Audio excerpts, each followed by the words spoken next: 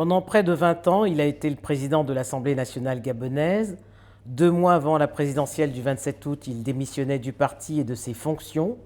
15 jours avant le scrutin, il se ralliait à Jean Ping, le candidat unique de l'opposition, une opposition qui n'a toujours pas accepté que sa victoire lui soit volée.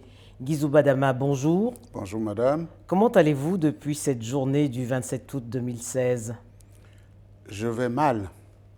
Je vais mal, tout comme le peuple gabonais. Je vibre au rythme du cœur des Gabonaises et des Gabonais qui ont été traumatisés par ce qui s'est passé au lendemain du 27 août dernier. Avez-vous été surpris par la tournure prise par les événements au lendemain de la proclamation de la victoire d'Ali Bongo ? J'étais surpris. J'étais surpris, mais je ne l'étais pas également. J'étais surpris parce que je ne m'attendais pas à cette réaction spontanée des Gabonaises et des Gabonais sur l'ensemble du territoire. Mais je n'étais pas surpris parce que cette réaction de mes compatriotes était, si vous voulez, c'était l'ensemble des frustrations que le peuple gabonais a vécues depuis des années. Et pour cette fois-ci, madame, vous avez pu le constater, pour la première fois, à l'occasion d'une élection présidentielle, le taux de participation a dépassé les 50%. C'est que beaucoup de Gabonaises et de Gabonais ont cru que l'alternance était possible au Gabon. Beaucoup de jeunes ont voté. Et c'est cela, cette espérance qui s'est arrêtée net, qui a fait que les Gabonais se fâchent. L'alternance était possible du fait de la candidature unique ? C'est pour une fois, l'opposition a pu réaliser ce vœu cher aux Gabonais. Partout où moi je suis passé pendant la pré-campagne et pendant la campagne, mes compatriotes disaient « Monsieur Nzoubandama, c'est bien ce que vous faites, mais vous êtes trop nombreux. Entendez-vous, présentez-nous un seul candidat et nous ferons le reste. » Et c'est ce qui s'est passé. Je vous ai entendu dire que j'ai rallié la candidature de Jean Ping. Je n'ai pas rallié la candidature de Jean Ping.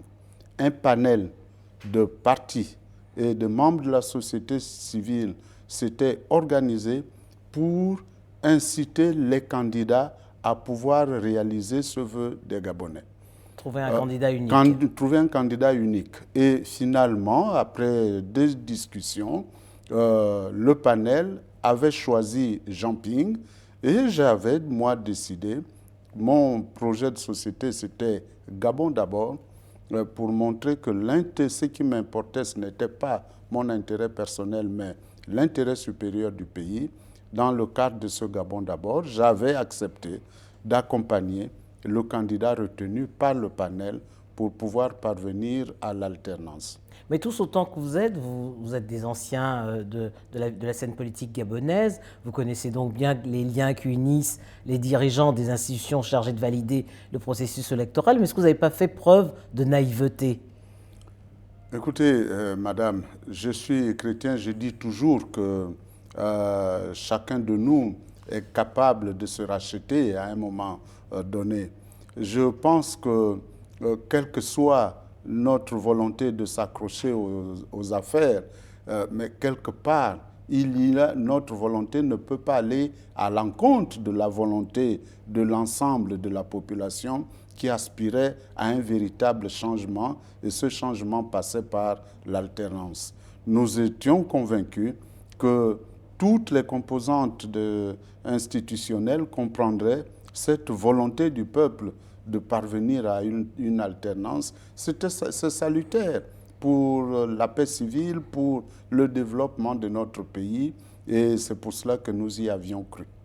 Alors, l'Union africaine, les Nations unies, l'OIF, la France ont pris acte de la décision de la Cour constitutionnelle qui validait donc l'élection d'Ali Bongo. Est-ce que vous avez été surpris par ces déclarations ?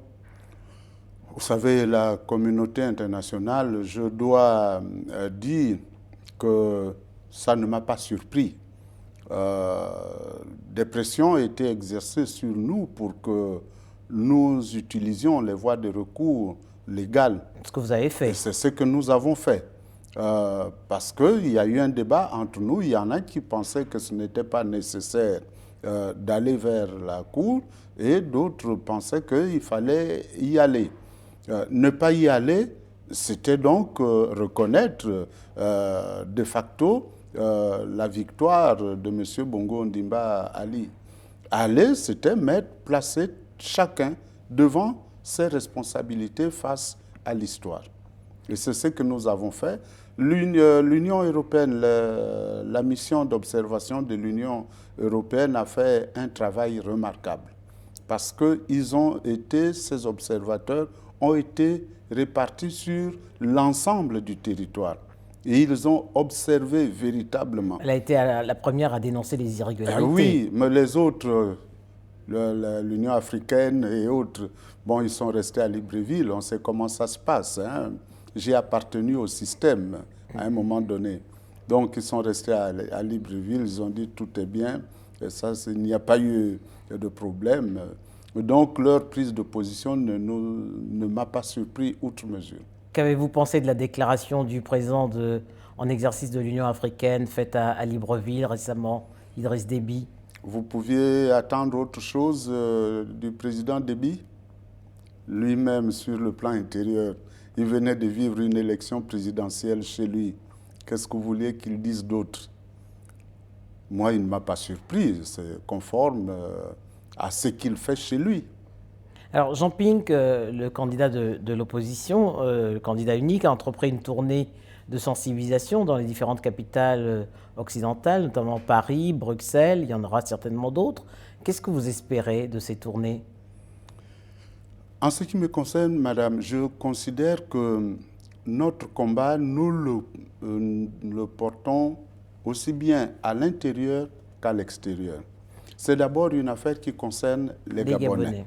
C'est aux Gabonais de trouver des solutions à leurs problèmes. Maintenant, nous devons expliquer cela à l'extérieur. Mais ce serait vain de notre part de penser que c'est la communauté internationale qui viendra résoudre nos problèmes, qui se substituera au peuple gabonais. C'est à nous-mêmes de trouver des solutions et les autres pourront nous accompagner. Donc, le président Jean Ping est venu, ce qui est tout à fait normal. Depuis l'élection, il n'était pas sorti. Il était tout à fait normal qu'il aille vers ces pays pour expliquer, donner la version des faits tels que nous les avons vécus, parce que jusque-là, ils avaient juste la version transmise par les différentes chancelleries. Alors, au lendemain de sa prestation de serment, Ali Bongo a annoncé qu'il allait tendre la main à l'opposition. Que comptez-vous faire? Que compte faire l'opposition gabonaise? Madame Epoté, vous savez, je suis un peu surpris. Monsieur Bongo Ondimba Ali, pendant 7 ans, a refusé de répondre au dialogue inclusif que réclamait l'opposition. Ce qui a conduit d'ailleurs au démantèlement du PDG, du parti au pouvoir. Bien sûr.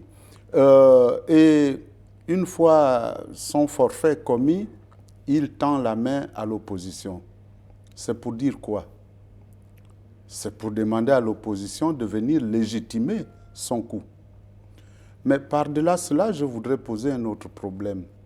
L'autre problème, c'est que, à la suite de l'annonce des résultats par le ministre de l'Intérieur, il y a eu des violences. Des violences de l'armée, la gendarmerie, la garde républicaine, la police. On ne connaît toujours pas le nombre officiel des victimes. Contre des civils aux mains nues. On ne connaît pas jusqu'à présent le nombre de morts. Le gouvernement a toujours parlé de 3-4 morts, alors que nous savons qu'il y a eu davantage de morts. Beaucoup de jeunes Gabonaises et Gabonais sont portés disparus. Leurs parents ne savent pas ce qu'ils sont devenus. Donc, alors que des familles pleurent encore leurs enfants, voilà qu'on veut nous distraire en disant il faut aller au dialogue. Dialoguer pour faire quoi? Je pense que le problème doit d'abord être celui de montrer de la faire toute la lumière sur ce qui s'est passé. Les jeunes, combien sont morts? Ceux qui sont portés disparus, pourquoi Sont-ils disparus? Où se trouvent-ils? Lorsque nous aurons éclairci tout cela, rassuré les uns et les autres, pourquoi pas? La politique est faite de discussions. On ne peut jamais exclure la discussion de la politique. L'opposition va-t-elle maintenir sa plainte à la CPI? Je pense que c'est tout à fait normal, madame. Ce que nous avons vécu au Gabon, c'est inédit. C'est d'une rare violence. D'une rare violence. Allez au QG de M. Jean-Ping, vous verrez les impacts de balles.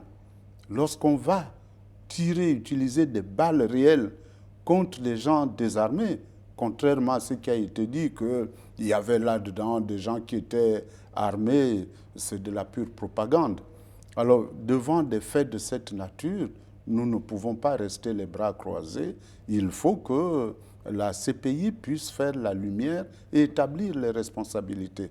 Du reste, le gouvernement lui-même a utilisé la même procédure. Alors, nous faisons confiance à la CPI pour qu'elle fasse toute la lumière. Faire toute la lumière. Alors, Ali Bongo est donc reparti pour un mandat de 7 ans, qu'il le conduira jusqu'en 2023. Quel sera votre avenir politique d'ici là? Je ne suis pas devin, madame. Nous continuons. La politique revêt des formes multiformes. Nous allons continuer à faire la politique. Le peuple gabonais n'a pas encore baissé les bras. Le peuple gabonais reste mobilisé pour faire valoir son droit le plus absolu. Et nous sommes à ses côtés. Nous luttons avec lui pour que la vérité soit là, qu'elle soit reconnue par tout le monde. Lissoubadaba, merci. C'est moi, madame.